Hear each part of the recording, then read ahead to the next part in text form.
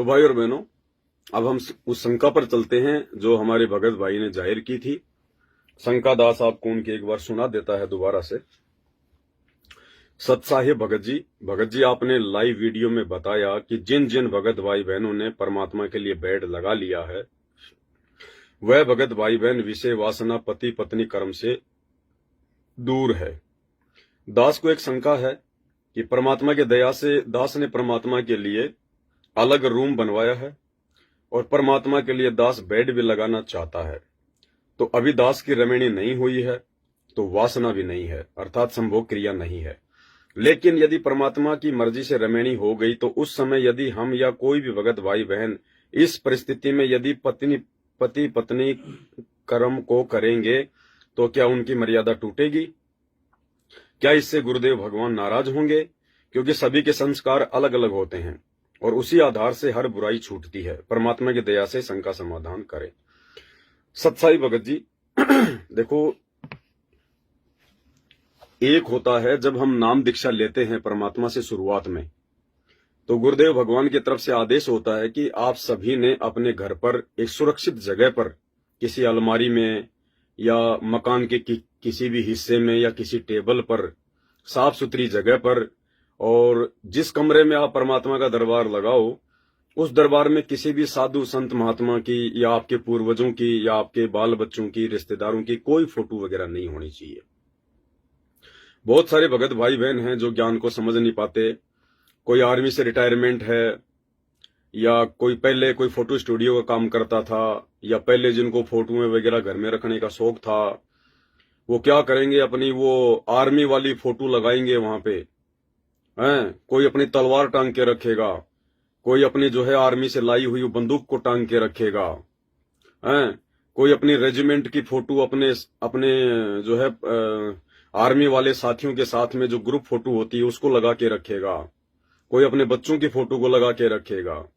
कोई अपनी पति पत्नी की आपस की फोटो को लगा के रखेगा। उसने उसके कंधे पे हाथ रखा, उसने उसके कंधे पे हाथ रखा हुआ है। तो नाम दीक्षा लेने के बाद में हमने, जहां भी हम परमात्मा का दरबार लगाते हैं, हमने किसी की भी फोटो नहीं रखनी है। हमारी आस्था केवल अपने गुरुदेव भगवान में होनी चाहिए।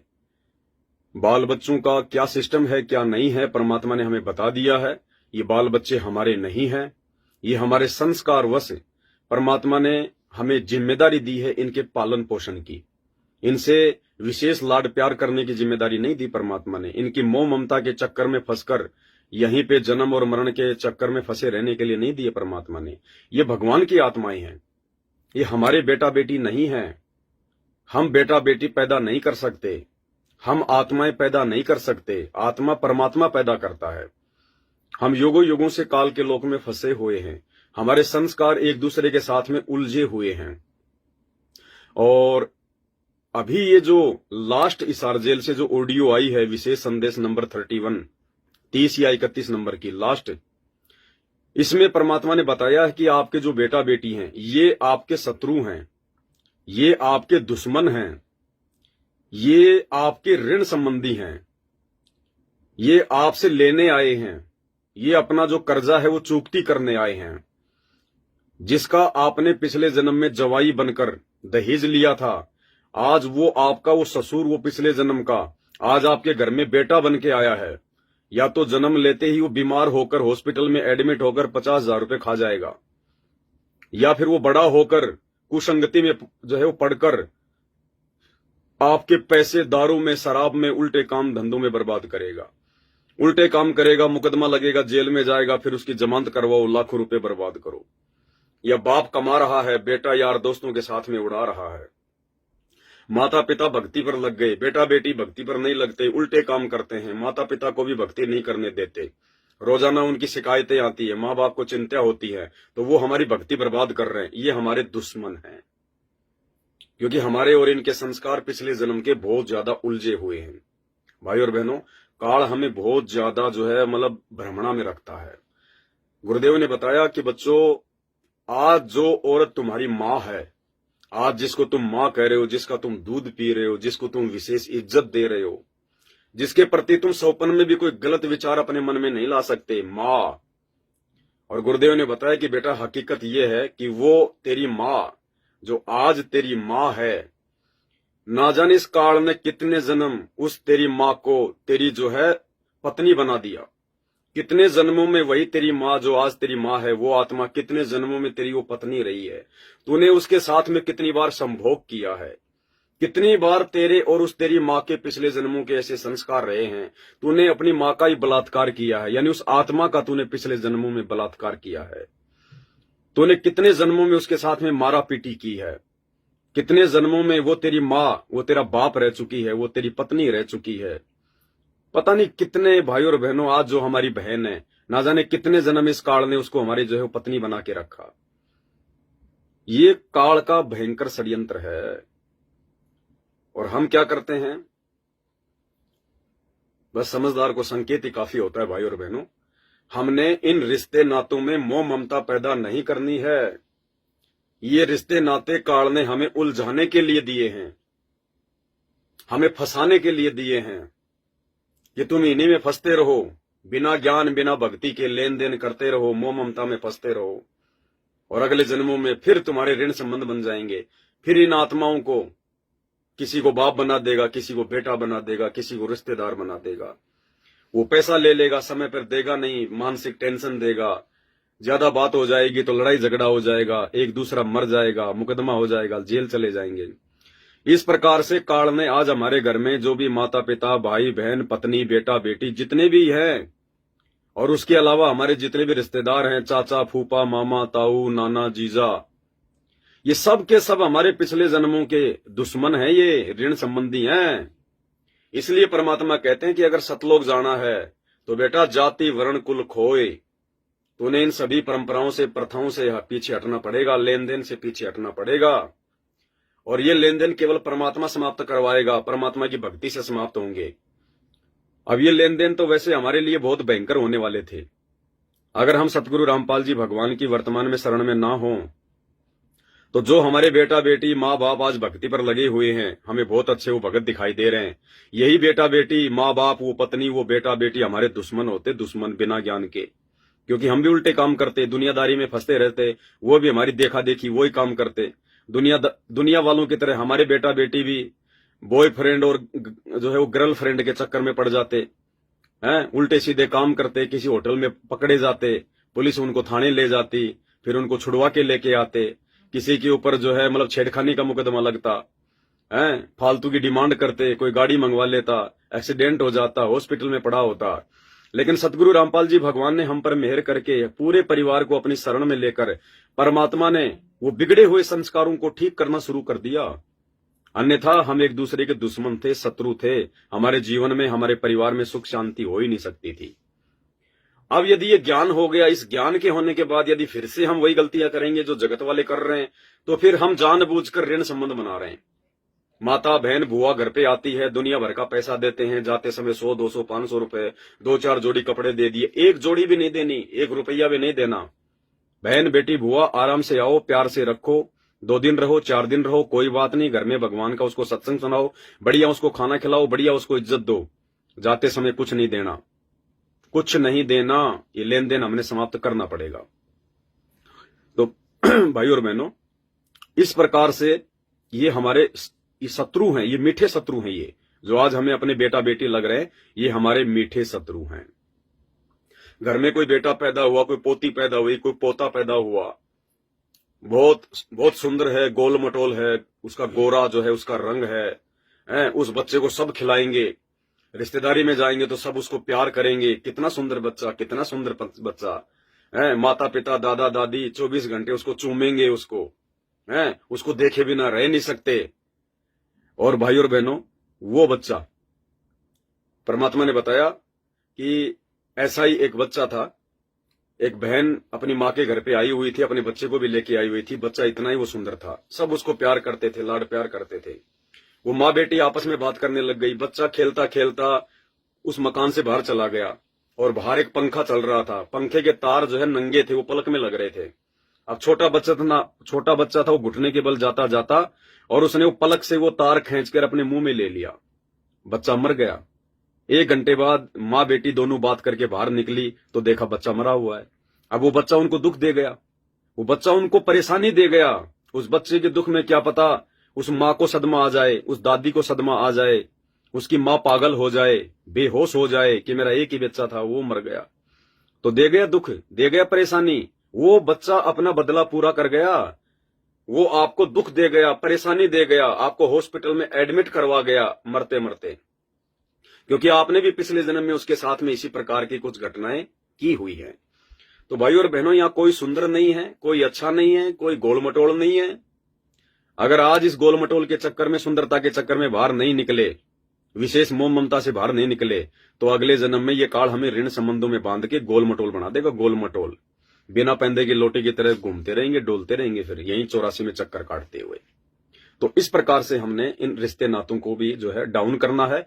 और घर पे जहां परमात्मा का हम दरबार लगाएंगे, वहां पे हमने अपने बेटा बेटियों की, हमारे पोता पोतियों की, या अपने बच्चों की बचपन की फोटोएं, ये भी काल का बहुत बड़ा एक षड्यंत्र है। जिन जिन भाई बहनों के मोबाइल में अपने बेटा बेटियों की, उनकी बचपन की फोटोएं हैं, जिनको कभी कभार वो देख लेते हैं कि देखो तू पहले तू कितना सुंदर था, तू कितना छोटा था, मैं तेरे को नहला रहा था, देख तू हंस रहा था। भाई और बहनों, ये काल का षड्यंत्र है। ये काल हमारे को चार्ज करता है। गुरुजी हमें मोह ममता से दूर करना चाहते हैं ज्ञान देकर। काल हमें वो मोबाइल में, वो एल्बम में वो फोटोएं दिखा दिखा के, किसी भगत भाई बहन की शादी की फोटो, अरे लाओ आज तो वो एल्बम देखेंगे तुम्हारी शादी का। अरे देखो ये मामा जी, अब तो मर गए मामा जी, देखो पहले ये मामा जी कितने हट्टे कट्टे थे। अरे ये देखो बुआ की लड़की, हाँ आजकल तो अमेरिका रह रही है। और ये देख रहे, अरे लोकेंद्र देख तू पहले छोटा सा था। अरे अंशिका, अरे देख तू पहले तू कैसे रोया करती थी, तेरे को ये पुचकार रहा है। भाई और बहनों, ये सारा का सारा काल का षड्यंत्र है। अंशिका बहन जी, अब सारी मोबाइल में जो तेरी फोटोएं हैं मैं डिलीट करूंगा लाइव आने के बाद में। दीपक भगत जी की भी फोटो है, वो भी मैं डिलीट करूंगा सबकी। तो ये भी काल का भयंकर षड्यंत्र है भाई और बहनों, बहुत भयंकर षड्यंत्र है ये। परमात्मा हमें इन चीजों को भुलाना चाहते हैं, और ये काल हमें उन चीजों के माध्यम से रिचार्ज करता है, वापस मोह ममता हमारे अंदर भरेगा। तो ये भी काल का भयंकर षड्यंत्र है। इसलिए जिस भी सत्सेवक भाई बहनों के घरों में उनके शादी विवाह का कोई एल्बम है, कोई डीवीडी है, कोई सीडी है, कोई कैसेट है, उनके ब्याह की, उनकी शादी की, भाई और बहनों आग लगा दो उन फोटोओं को, उस एल्बम को आग लगा दो। यदि आपको परमात्मा प्राप्ति करनी है तो, सतलोक की प्राप्ति करनी है तो, उन बच्चों की फोटोओं को अपने मोबाइल से, अपने घर से फाड़ फाड़ के फेंक दो, आग लगा दो उनको। नहीं तो ये काल ठगेगा। जब तक वो चीज घर में रहेगी, कभी न कभी मोह ममता पैदा करेगा। ये भयंकर जाल है भाई और बहनों, ये अंतिम समय में हमारे को फंसाएगा। गुरुदेव ने बताया, एक समय नानक जी से किसी ने नाम दीक्षा ले ली थी और भक्ति करने लग गया, और उस व्यक्ति का लास्ट का समय आ गया। लास्ट का समय आ गया उसका, तो हुआ क्या कि जब उसका जो लड़का था वो कहने लगा जी कि मेरे बाप का तो मोक्ष हो गया होगा, वो तो आपकी शरण में था, आप तो बहुत बड़े महात्मा है, आप तो पहुंचे हुए साधु संत हैं। तो उसने कहा कि बेटा तेरे बाप का मोक्ष नहीं हुआ है। बोले जी कैसे नहीं हुआ, वो तो बड़ी आसान मौत मरा था। बोला नहीं बेटा, काल चाल खेल गया, दाव खेल गया काल। जी वो कैसे खेल गया, क्या बात हुई? बोला बेटा तेरा बाप जो है जंगल में बाघ बना हुआ है, शेर बना हुआ, शेर बना हुआ वो। बोले जी कैसे? बोला जब तेरा बाप जब मरा था तो तेरे पड़ोस में जो मुसलमानों का जो घर था वहां पे मांस पक रहा था, और तेरा बाप जब मरने वाला था उसके नाक में वो मांस की महक, वो गंध, मांस जब पकता है तो एक विशेष एक महक आती है। इस काल का ही बहुत भयंकर षड्यंत्र है। बोला वो महक, वो गंध तेरे बाप की तरफ आ रही थी, जैसे कोई दूसरे घर में हलवा बनाता है तो पड़ोस में उसकी महक जाती है, ऐसे वो भाई उधर मांस पका रहे थे और उधर वो महक उसके अंदर आ रही थी, उसके नाक में आ रही थी। और मरते मरते उस भगत के मन में क्या आ गया, आहा कितनी अच्छी महक आ रही है, कितनी अच्छी महक आ रही है। ये कहते कहते उसका शरीर छूट गया। और परमात्मा कहते हैं जहां आशा तहां बासा होई, मन कर्म वचन सुमरियो सोई। तो नानक जी ने बताया कि बेटा अंतिम समय में काल ने उसको ठग लिया उस महक के माध्यम से। ये उसकी सूक्ष्म चाल होती है।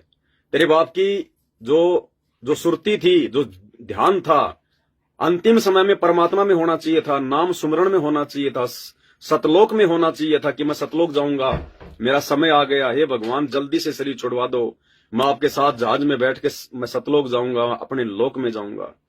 लेकिन उसका ध्यान काल ने उस महक में डाल दिया, जो कि जो है मांस की महक थी। और अगले जन्म में काल ने उसको बाघ बना दिया कि ले बेटा, तेरी इच्छा थी ना, तेरे को महक अच्छी लग रही थी ना, ले अब तू ये कच्चा मांस खा। उसको शेर बना दिया, अब वो कच्चा मांस खा रहा है। तो भाई और बहनों, इस प्रकार ये काल अंतिम समय में हर प्रकार का दाव खेलेगा, चाहे बेटा बेटी का हो, चाहे रिश्तेदारों का हो, चाहे जमीन जायदाद का हो, चाहे अपने शरीर का हो, किसी भी चीज का हो। जहां काल को लगेगा कि इस चीज में अभी भी इसकी आस्था है, वो वही दाव खेलेगा। इसलिए भगवान ने आके खुद यहाँ पे ज्ञान देना पड़ता है, ये सत्संग करने पड़ते हैं, 100 प्रमाण देने पड़ते हैं। जो जो गलतियां हमने आज से पहले की हैं, जिनकी वजह से हमारा मोक्ष नहीं हो पाया भगवान की शरण में आने के बाद भी, उन सभी गलतियों को, वीक पॉइंट को, माइनस पॉइंट को परमात्मा सत्संगों के माध्यम से समझाते हैं। तो भाई और बहनों, अब हमने बिल्कुल भी गलती नहीं करनी है। अपने घर में, अपने दरबार में, कहीं भी हमने कोई भी फोटो किसी भी रिश्तेदार की, साधु संत महात्माओं की, अपने बाल बच्चों की, या जहां भी आप पहले किसी आर्मी में या पुलिस में कहीं भी नौकरी करते थे, आपके उन बड़े बड़े जो है वो जनरल की, वो कर्नल की, आपके कमांडो की और आपकी, कि ये मेरे देखो मेरी जवानी की फोटो, जब मैं फौज में भर्ती हुआ था तो मैं ऐसा लगता था। तो हमने अब वो फोटो वगैरह भाई और बहनों नहीं रखनी अपने घर पे, उनको फाड़ के फेंक दो। किसको दिखाओगे आप? अरे किसको दिखाओगे? लोगों को दिखा दोगे तो कौन सा आपको मेडल देगी दुनिया कि वाह जी वाह, जब तू फौज में लगा तो ऐसा था। अब उन फोटोओं को फाड़ के फेंक दो, उनको कोई काम की नहीं हो। तो इस प्रकार से हमने इस काल के षड्यंत्र को गुरुदेव के ज्ञान आधार से समझना है और परमात्मा से आशीर्वाद ले लेकर, मालिक से प्रार्थना करते हुए हमने इस काल के षड्यंत्र से बचा कर चलना है आगे, परमात्मा के ज्ञान को आधार बना के। तो मालिक की दया से अब भाई की हम शंकाओं का समाधान करते हैं। गुरु भगत जी, सपोज कीजिए, आप सपोज कीजिए हम आश्रम में जाते हैं, गुरुदेव भगवान के सत्संग सुनने के लिए जाते हैं। अगर गुरुजी आश्रम में नहीं है तो हमने आश्रम में नहीं जाना, चाहे कितना बड़ा आश्रम हो, कितनी बड़ी सुविधा हो, चाहे पूरी दुनिया जाती हो, वो जाए तो जाए, भेड़े कुएं में पड़े तो पड़े, हमने नहीं पड़ना। यदि आपका गुरु आश्रम में है तो भगत ने आश्रम में जाना है। अरे हॉस्पिटल में डॉक्टर नहीं है तो मरीज क्या करेगा? हॉस्पिटल जाके धक्के खाएगा। स्कूल में टीचर नहीं है तो बच्चा क्या करेगा? स्कूल में जाके धक्के खाएगा। हमने नहीं जाना वहां पर। तो आश्रम में गुरुजी नहीं है तो हमने उस आश्रम में नहीं जाना है। यदि आश्रम में गुरुदेव भगवान बैठे हैं और यदि आपको आश्रम में जाने का मौका मिले, आपको सहपरिवार आश्रम में जाने का मौका मिले, आप जाओगे। और यदि आपको वहां पे परमात्मा यह कह दे कि बेटा आप यहां सेवा करो 1 महीने, 2 महीने, 6 महीने, साथ में आपकी पत्नी भी है, आपकी वाइफ भी साथ में है, और आपको उस आश्रम में एक मकान दे दिया जाता है कि ये बच्चे यहां पे 2 महीने सेवा करेंगे, 6 महीने सेवा करेंगे, और इनको अलग से एक रूम दे दिया जाए क्योंकि ये पति पत्नी है, इनके बच्चे भी हैं। आपको अलग से एक रूम दे दिया गया, खाने पकाने का सामान दे दिया गया, या सुबह से हम आप जी अपने भंडारे में खाना खाओ। आप 2 महीने उस आश्रम में रहेंगे, सेवा करेंगे, भक्ति भी करेंगे, आरती भी करेंगे, भगत भाई बहनों से भी आप मिलेंगे, और उस आश्रम में आपके गुरुदेव भगवान भी मौजूद हैं। आप मुझे ये बताइए, जितने दिन तक उस आश्रम में आपको रहने का मौका मिलेगा, 1 महीना, 2 महीना, 6 महीना, 1 साल, और आपको पता है कि इस आश्रम में मेरे गुरुदेव भगवान भी बैठे हुए हैं और ये आश्रम है, मेरा घर नहीं है, ये आश्रम है, क्या आप 2 महीने या 6 महीने जब तक रहोगे, क्या तब तक आप जी उस आश्रम में पति पत्नी व्यवहार करोगे? क्या आप जी संभोग क्रिया करोगे? क्या आप अपनी पत्नी के साथ में शारीरिक संबंध उस आश्रम में मनाओगे? आप खुद सोचिए, खुद विचार कीजिए।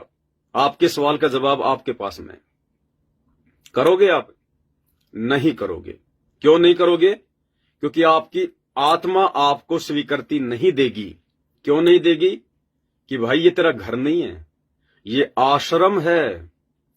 आश्रम मतलब दुनिया की सबसे पाक और पवित्र जगह, मक्का और मदीना से भी पाक और पवित्र जगह।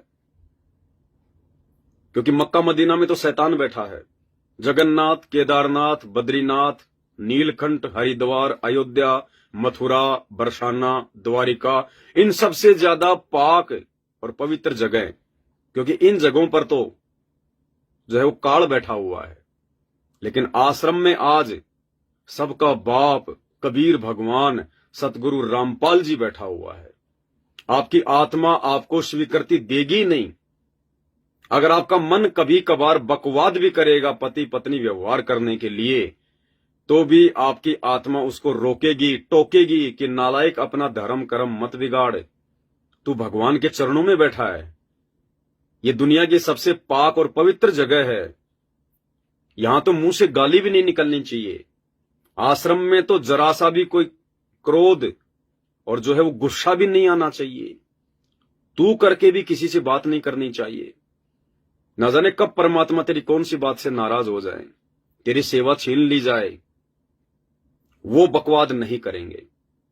और यदि काल किसी एक में कुप्रेरणा करके यदि बकवाद करने के लिए दबाव भी डालेगा, पत्नी के माध्यम से या जो है वो पति के माध्यम से, अगर पति बकवाद करने की सोचेगा तो पत्नी उसको रोकेगी कि नहीं, आप चाहे नाराज हो चाहे आप जी राजी रहो, ये आश्रम है, भगवान का दरबार है, परमात्मा अंतर्यामी है, वो पल पल देख रहे हैं।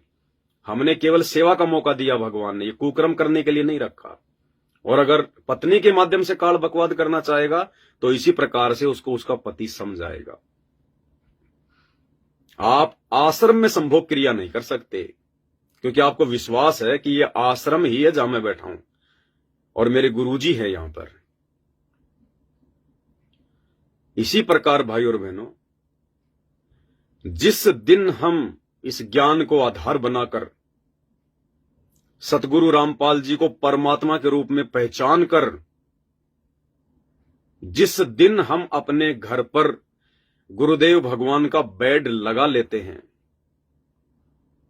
शुरू में हमने जो दरबार लगाया था परमात्मा का नाम दीक्षा के समय, जब हमें इतना ज्ञान नहीं था। अब ज्ञान होने के बाद जब हम उस दरबार साहिब को अपडेट कर लेते हैं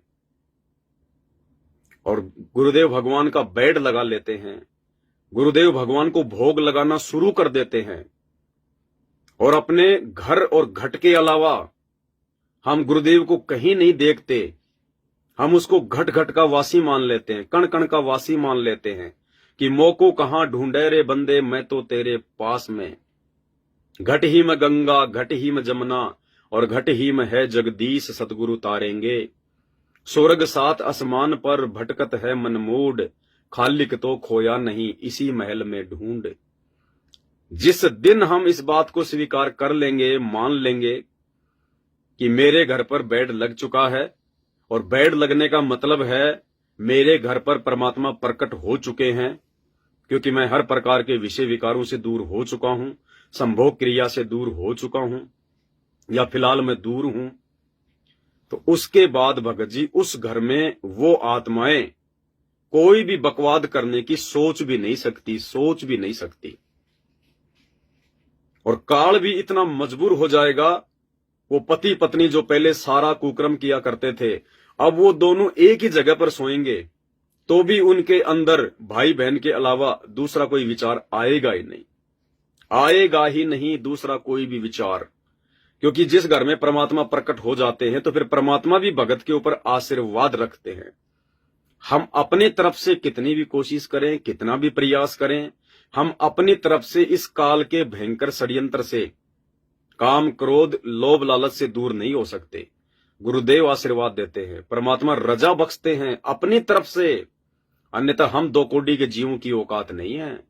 यहां तो देवताओं का राजा इंद्र, जिसकी सैकड़ों पत्नियां, हजारों पत्नियां, उसके बाद भी उसने अपने गुरु गौतम ऋषि की पत्नी के साथ में कुकर्म किया। श्री विष्णु जी, उसकी खुद की अनेकों पत्नियां, लक्ष्मी उसकी पत्नी, उसके बावजूद भी उसने शंखचूड़ राक्षस की पत्नी तुलसी के साथ में कुकर्म किया, मुंह काला किया। श्री कृष्ण जी ने कुब्जा के साथ में मुंह काला किया। श्री शंकर जी ने मोहिनी के साथ में मुंह काला किया। श्री ब्रह्मा जी ने अपनी बेटी सरस्वती के साथ में मुंह काला किया। भाई और बहनों, फिर बाकी 33 करोड़ देवी देवता कौन सी कमी छोड़ने वाले हैं? तो ये तो गुरु जी के आशीर्वाद से संभव हो सकता है। उन देवताओं की तुलना में तो हम ऊंट के मुंह में जीरे के बराबर भी नहीं है। जितनी सहनशीलता, जितना धैर्य, जितना विवेक उन देवी देवताओं में है, हमारे अंदर तो 0% भी नहीं होता, 0% भी। और जब वो इतनी बड़ी बड़ी गलतियां कर गए, और यदि आज गुरुजी का आशीर्वाद ना हो, गुरुजी का आशीर्वाद ना हो, तो भाई और बहनों, क्या ये 35-40 साल की उम्र में सात संगति से जुड़कर ज्ञान को आधार बनाकर आप जी भाई बहन का रिश्ता कायम कर सकते हैं क्या? मैं कर सकता हूं क्या? कोई नहीं कर सकता। परमात्मा कहते हैं, तेरी क्या बुनियाद प्राणी, तू पेंडा पंथ पकड़वो।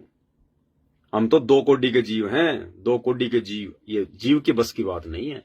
ये तो जिस पर परमात्मा दया बख्शे, उस काग को परमात्मा हंस बनाते हैं।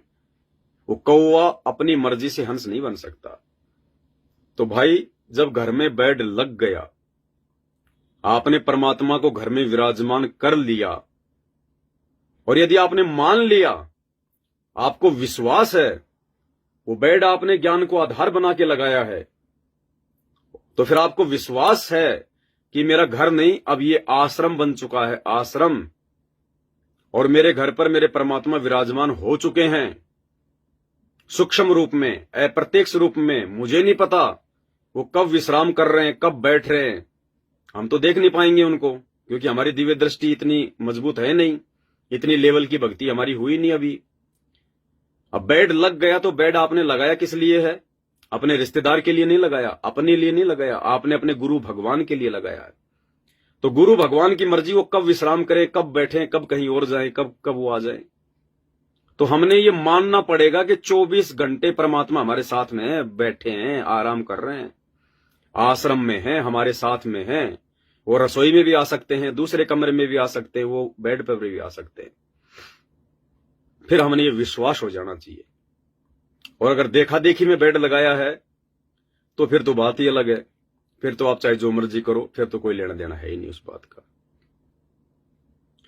अब दूसरी बात, आप आश्रम में भी जा रहे हैं, अपने बाल बच्चों के साथ में जा रहे हैं, आप पति पत्नी जो है वो कर्म में भी हैं, और आपको आश्रम में सेवा का मौका भी मिल जाए, और वहां पे गुरुजी भी बैठे हुए हैं, और यदि आप संभोग क्रिया से दूर नहीं हैं या नहीं हो सकते हैं, तो फिर आपने क्या करना पड़ेगा? वे गुरुजी का आदेश है, सेवा भी करनी पड़ेगी, और बाल बच्चे भी साथ में रहेंगे, और पति पत्नी व्यवहार भी नहीं छोड़ सकते।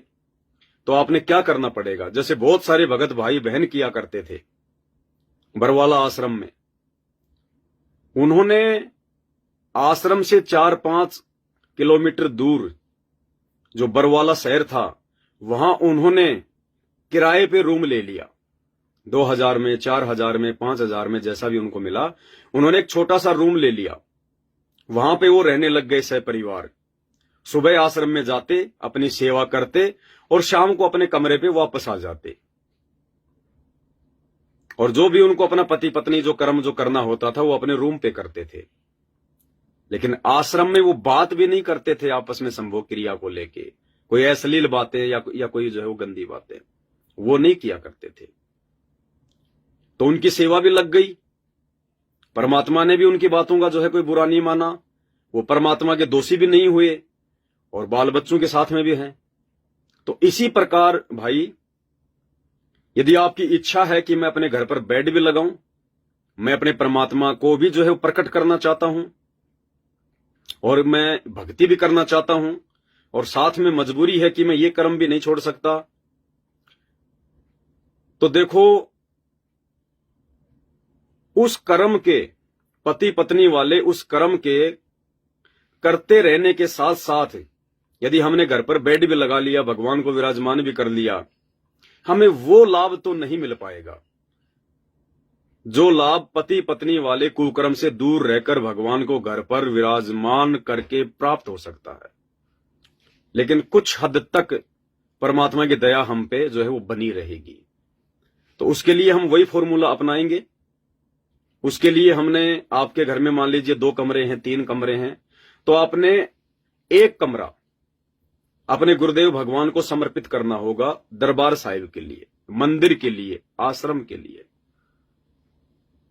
और आपने दूसरी जगह पे रहना होगा, यानी उसी मकान में दूसरे कमरे में। आपकी रमेणी हो गई है, आप जी पति पत्नी व्यवहार में हैं, या आप नहीं छोड़ पा रहे हैं वर्तमान में भी, क्योंकि ये तो मालिक की दया से छूटता है, ये कुकर्म वैसे नहीं छूटेगा। जबरदस्ती किसी ने जो है वो करनी भी नहीं है। जबरदस्ती किसी भगत भाई बहन ने जो है वो करनी भी नहीं है। जबरदस्ती करोगे तो महीने 20 दिन तो जोश जोश में आके भगवान की भक्ति करोगे, बेड लगा लोगे, और उसके बाद में जब वो रजोगुण के कीड़े काटने लगेंगे फिर वापस अपना धर्म कर्म जो है अमल की बर्बाद करोगे। तो मालिक से रोवो, परमात्मा से हृदय से रोवो, उनसे प्रार्थना करो कि हे गुरुदेव भगवान, मेरे दूसरे भगत भाई बहन तो आपको घर पे जो है विराजमान करके परमात्मा भक्ति की खुराक को छिक छिक के खा रहे हैं मालिक, और हम परमात्मा पीछे रह रहे हैं। बंदी छोड़, दया करो, मेहर करो परमात्मा, हमें भी इस कुकर्म से दूर करो बंदी छोड़। तो परमात्मा दया बख्शेंगे, फिर आपके अंदर से फिर प्रेरणा जागृत होनी शुरू हो जाएगी। तो यदि आपकी रमेणी नहीं हुई है और आप जी बेड लगाना चाहते हैं, और बीच में यदि आपकी रमेणी हो गई, आपकी शादी हो गई, उसके बाद आपको चिंता है कि फिर क्या मेरे घर पर भगवान रहेंगे या नहीं रहेंगे। देखो, भगवान तो सबके साथ में है। ऐसा नहीं है कि जिसके घर पर बेड लग गया उसी के साथ में परमात्मा रहेगा, उसके साथ में गुरुजी रहेंगे, नहीं। जिसने आज नाम दीक्षा ले ली गुरुदेव भगवान से, और जो पति पत्नी व्यवहार में है, जो शारीरिक जो संबंध भी जो बनाता है, भगवान तो उस व्यक्ति के नाम लेने से पहले उसके घर पे जाके बैठ जाता है। जैसे आश्रम में नाम लिया उसने, वो घर पर नहीं पहुंचा, इससे पहले तो भगवान पहुंच गए वहां, गुरुदेव भगवान उसके घर पे पहुंच जाते हैं, वरना उसके घर वाले उसको भक्ति नहीं करने देंगे, उसके घर में काल भक्ति का माहौल बनने ही नहीं देगा। तो ऐसा नहीं है कि बेड लग गया तो ही परमात्मा हमारे घर पर विराजमान रहेंगे। परमात्मा तो जो बेसिक नियम और मर्यादा जो गुरुदेव भगवान ने हमें बताई है, उनको यदि हम फॉलो भी कर लेंगे तो भी परमात्मा हमारे साथ में है। लेकिन ये जो प्रोसीजर है, विषय भोग से, संभोग क्रियाओं से बिल्कुल दूर होकर अपने घर पर बेड लगाकर भगवान के प्रति समर्पित होकर भक्ति करने की, ये प्रोसीजर है सार शब्द प्राप्त करने की, ये प्रोसीजर है परमात्मा को प्राप्त करने की, ये प्रोसीजर है पूर्ण मोक्ष प्राप्त करने की। क्योंकि इस क्रिया से दूर हुए बिना आप जी वो शब्द प्राप्त करने के योग्य नहीं बन सकते, चाहे 90 साल के क्यों ना हो जाओ आप। तो जिस दिन आपको पूर्ण परमात्मा की प्राप्ति करनी हो, आपका लगन, आपकी सुरती इस बात को लेकर जिस दिन दृढ़ हो जाएगी कि मुझे तो सतलोक जाना है, असंख्य जन्म हो गए मेरे को ये कुत्ता कर्म करते हुए, हमारे से तो कुत्ता अच्छा है जो कम से कम साल भर में 1 महीने ही विषय वासनाओं में रहता है। परमात्मा कहते हैं कि कबीर कुत्ता रुत में दिन 30 रह उजास, जो कुत्ता होता है वो साल भर में केवल 30 दिन ही रजोगुण में जो है वो लिप्त रहता है। कबीर कुत्ता रुत में दिन 30 रह उजास, और कामी नर कुत्ता सही 6 ऋतु 12 मास। और ये इंसान, ये तो उस कुत्ते से भी नीचे गिरे हुए हैं जो 6 ऋतु 12 मास, जो 12 के 12 महीने इस रजोगुण में ही लिप्त रहते हैं। तो भाई और बहनों, ये विकार स्पेशली हमारे ऊपर काल ने थोप दिए हैं कि हम भक्ति ना कर लें, आत्मा को शुद्ध ना कर लें। और मालिक ने बताया कि जितना ज्यादा हम अपने शरीर से मेटेरियल को बाहर निकालेंगे रजोगुण में पड़कर, उतना ही ज्यादा हम इस काल के जो है ऋणी बनते चले जाएंगे, हम इस काल के कर्जदार होते चले जाएंगे। अरे एक तरफ तो हम ब्रह्मा और शांतरी जी का नाम जाप करते हैं, जो प्रथम मंत्र हमें गुरुदेव देते हैं एक तरफ तो हम जो है ब्रह्मा और सावित्री का नाम जाप करते हैं, और दूसरी तरफ हम जी रजोगुण में पढ़कर ब्रह्मा सावित्री का वो कर्जा अपने ऊपर चढ़ा रहे हैं। क्योंकि जब हम संभोग क्रिया करते हैं तो जो मेटेरियल हमारे शरीर से जो बाहर निकलता है, उसके निकलने से जो है परमात्मा कहते हैं कि असंख्य जीव मरते हैं, असंख्य जीव। और हम इस ब्रह्मा जी के हम लोग जो है मतलब ऋणी हैं, ऋणी। वो कर्जा हमारा उस पर चढ़ता जाता है। तो वो समझदारी थोड़ी है उस आदमी की। एक तरफ तो आप जी जो है कमा रहे हो पैसा, दूसरी तरफ आप जी उसको फालतू में फेंक देते हो। आप उसको फालतू में फेंक रहे हो और आप जी जो है कर्जदार हो रहे हो। तो आप तो मतलब मजदूरी करने की फिर तो आपकी आदत होगी कि कमाओ बर्बाद करो। यूज भी तो नहीं कर रहे। अरे हम यूज भी तो नहीं कर रहे, हम तो खाली फेंक रहे हैं। परमात्मा ने ज्ञान गंगा में लिखा है कि बीज जो होता है